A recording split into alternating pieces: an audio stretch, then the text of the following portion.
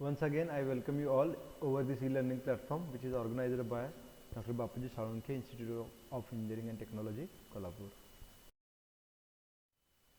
Okay, so in a previous lecture, we started with the new chapter that is having the name as a torsion, and the weightage of this torsion chapter is of 8 marks. So in this chapter torsion, we seen a definition for the torsion, what is its unit. Also we seen the concept of pure torsion.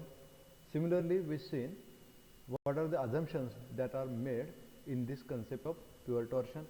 Also we seen a torsional equation, most important equation from this chapter, that is torsion equation, that also we will see. Again we seen a number of terms involved in that formula, in that equation, and also we seen a polar MI, that is polar moment of inertia for solid circular cross sectional area of a shaft, or a hollow circular shaft. We seen a polar MI. So up to this point we already covered in a previous video. Let's see what do you mean by the strength of the shaft is. तर शाफ्टची strength म्हणजे काय असतं हे लक्षात घेऊया आपण आता ह्या स्लाइड मध्ये. Strength of shaft means the maximum torque or power that shaft can transmit. म्हणजेच एखादा शाफ्ट जो आहे तो मॅक्सिमम टॉर्क किती ट्रान्समिट करू शकतो किंवा पॉवर किती डिलिव्हर करू शकतो, तर ती मॅक्सिमम जी काय व्हॅल्यू आहे तिला काय म्हटलेलं आहे बघा, स्ट्रेंथ ऑफ द शाफ्ट म्हटलेलं आहे. तर आपल्याकडे दोन प्रकारचे शाफ्ट आहेत, एक तर शाफ्ट आहे तो सॉलिड आहे किंवा शाफ्ट आहे तो हॉलो आहे. तर in both the cases what is its strength, तर ते आपण इथं काय केलं बघा, स्मॉल डेरिवेशन केलेलं आहे इथं. तर आपल्याला टॉर्शनल इक्वेशन माहीत आहे, T/J is equals to tau by R. तर ह्याच्यासाठी आपल्याला स्ट्रेंथ म्हणजे टॉर्क काढायचं आहे बघा. तर मग टॉर्कसाठी इक्वेशन रिराईट केला आपण. तर टॉर्क इज इक्वल्स टू जे जेकडे डिनॉमिनेटरला होतं ते ह्या साईडला आल्यानंतर राईट साईडला आल्यानंतर काय होईल बघा, न्यूमरेटरला जाईल. So J upon R multiply by tau. Now what is this term, J upon R previous व्हिडिओमध्ये आपण बघितलेला आहे. So polar MI upon radius which is called as a section modulus, ZP. आठवते का? So ZP stand for section modulus. So ZP multiply by tau gives you the torque. Now ZP for solid shaft आपण calculate केलेला आहे π/16 d cube. So T max is equals to π/16 d cube multiply by maximum shear stress tau max will gives you the maximum torque that can transmit by the shaft. तर एक लक्षात घ्या, हा formula तुम्हाला तोंडपाठ असणं गरजेचं आहे. ह्याच्यावरती आपल्याला एक्झाम्पल असू शकतात. तर मॅक्सिमम टॉर्क आपल्याला जर फाइंड करायचा असेल तर आपल्याला फॉर्म्युला काय आहे बघा, π/16 d क्यूब टाऊ मॅक्स. हा आपला त्याचा फॉर्म्युला आहे to find the maximum torque transmitted by the shaft. Similar way, find the strength of a hollow circular shaft. Same equation use करायचं आहे for torque, that is J by R multiplied by tau. So J by R is nothing but ZP, and ZP for the hollow shaft we already seen this small derivation for ZP. So π/16 d multiplied by d raised to 4 minus d raised to 4 again multiplied by tau max gives you the maximum torque transmitted by hollow circular shaft. So this is a small derivation for maximum torque transmitted by solid and hollow circular shaft. Okay, now this slide is very much important as a theory part is concerned. इथं आपल्याला तीन different definitions बघायचे आहेत आणि ह्या 2 मार्क्ससाठी हे तीन definition जे आहेत ते महत्त्वाचे आहेत. Okay, let us see the first definition, that is torsional rigidity. Torsional rigidity means what? So you can remember this formula. तुम्ही हा फॉर्म्युला रिमेंबर करा आणि याच्यावरून तुम्ही काय करू शकता बघा, डेफिनेशन तुमच्या ओन वर्ड्समध्ये लिहू शकता. मग टॉर्शनल रिजिडिटी काय आहे, it is product of C/J और C multiply by J. So what is C here, C is a shear modulus and J polar modulus, that is IP, polar MI, not a modulus, polar MI. J is a polar MI. So shear modulus आणि polar MI ह्याचा जर आपण product घेतला तर आपल्याला मिळणार आहे ती टॉर्शनल रिजिडिटी असणार आहे. So the product of modulus of rigidity म्हणजेच कोण, C modulus of rigidity and polar MI means J is called as the torsional rigidity. आता याचं युनिट काय बघा, न्यूटन मीटर स्क्वेअर. आता हे युनिट तुम्हाला तोंडपाठ करायची गरज नाही. एकदा तुम्हाला जर फॉर्म्युला तोंडपाठ असेल, ह्या फॉर्म्युल्यामध्ये तुम्ही रिस्पेक्टिव्ह टर्मचे युनिट पुट करा and solve for the final unit. So that is the unit of torsional rigidity. Then second, torsional stiffness कशाला म्हणलेलं आहे बघा. टॉर्शनल स्टिफनेस हा अगेन फॉर्म्युला तुम्ही लक्षात ठेवा. Torsional stiffness is a ratio of T by theta.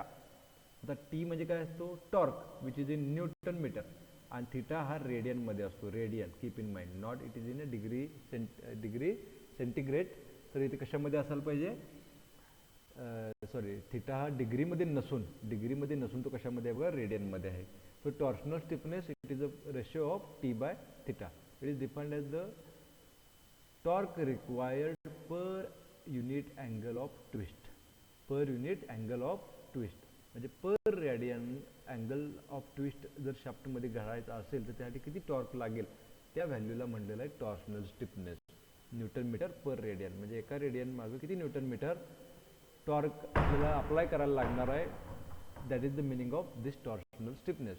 Now torsional flexibility, again keep in mind a reciprocal of torsional stiffness is nothing but a torsional flexibility. See the unit, torsional flexibility is theta by t, formula is theta by t, so it is unit is radian per newton meter. So what is its mean is the reciprocal of torsional stiffness is called as a torsional flexibility. So per newton meter of a torque application what is the theta is, so that is the meaning of torsional flexibility. तर ह्या तीन definitions किंवा concept जे आहेत ह्याच्यासाठी तुम्हाला काय करायला लागतील बघा, हे त्यांचे रिस्पेक्टिव्ह जे फॉर्म्युले आहेत ते फॉर्म्युले तुम्ही तोंडपाठ करा आणि you can write in your on words the definition for it and you can रीराईट the unit by putting all the known terms unit in the formula. You can find it's a unknown unit. okay, तर unit तुम्ही calculate करू शकता आणि definition तुम्ही लिहू शकता, पण त्यासाठी तुम्हाला हे फॉर्म्युले, तीन फॉर्म्युले जे आहेत ते तोंडपाठ असणं गरजेचं आहे. From the shaft is, shaft हा जो मेंबर आहे तो पॉवर ट्रान्समिटिंग मेंबर आहे. तर अशा शाफ्टखंड किती पॉवर ट्रान्समिट केली जाऊ शकते हे जर आपल्याला कॅल्क्युलेट करायचं असेल, माहीत करून घ्यायचं असेल, so for that purpose you know the important formula to find the power transmitted by the shaft. तर त्याचा फॉर्म्युला काय आहे बघा, a power transmitted by shaft is given by P is equals to 2 pi nt upon 60 and the unit of the power is watt. I think तुम्ही ह्याच्या आधी हा formula ऐकला असेल, तर सेम फॉर्म्युला आपण यूज करणार आहे to find the power transmitted by the shaft. काय फॉर्म्युला आहे बघा, 2 pi nt upon 60 unit watt. आता याच्यामध्ये 2 pi आणि 60 ह्या कॉन्स्टंट टर्म्स आहेत. Only n, that is the n म्हणजे काय बघा, speed or number of revolution per minute, that is RPM. And what is the t is the average or mean torque. So इथं maximum torque वगैरे घ्यायचा नाही आहे, तर ॲव्हरेज टॉर्क घ्यायचा आहे किंवा मीन टॉर्क घ्यायचा आहे, जो की न्यूटन मीटरमध्ये असणार आहे. कळते, तर RPM आणि टॉर्क जर ह्या सिम्पल फॉर्म्युल्यामध्ये आपण पुट केलं तर आपल्याला काय मिळेल बघा, power which is in watt. आता एक तुम्हाला इथं कन्वर्जन दिलेलं आहे बघा मी. So 1 HP is equals to 746 watt. हे महत्त्वाचं आहे. एखाद्या वेळेस तुम्हाला एक्झाम्पलमध्ये HP मध्ये जर पॉवर दिली असेल, HP stands for horse power. Okay, तर हॉर्स पॉवरमध्ये जर तुम्हाला पॉवर दिली असेल तर ते आपल्याला SI युनिट वॅटमध्ये कन्वर्ट करायला लागेल. आणि त्यासाठीचं रिलेशन काय आहे, तर 1 HP हे काय असतं, इक्विव्हॅलंट असतं 746 वॅट इतकं. ओके, तर हे कन्वर्जन लक्षात ठेवा आणि formula for the power is most important. The last point from this torsion chapter is a shear stress distribution. आपण सुरुवातीपासून बघतोय की because of torsion or because of the force त्या शाफ्टमध्ये काय होत असतात, शियर स्ट्रेसेस इंड्यूस होत असतात. So at the extreme layer from the centroidal point, हे जे एक्स्ट्रीम लेयर आहेत, सर्कम्फरन्शियल लेयर आहे, तर ह्या ठिकाणी काय होत असतात बघा, मॅक्सिमम शियर स्ट्रेस आपल्याला बघायला मिळत असतात. इथं आपल्याला एक सॉलिड शाफ्ट दाखवलेला आहे, और cross section of solid shaft is shown here. At the extreme layer the shear stress is maximum and this shear stress goes on decreasing and it is approaches to zero at the center. and हे जे काय होते बघा, maximum to मिनिममला जाते, ते कसं आहे, linearly आहे बघा. हे तर लाईन जर आपण बघितली तर स्ट्रेट लाईन आहे. So it means that it approaches to zero linearly.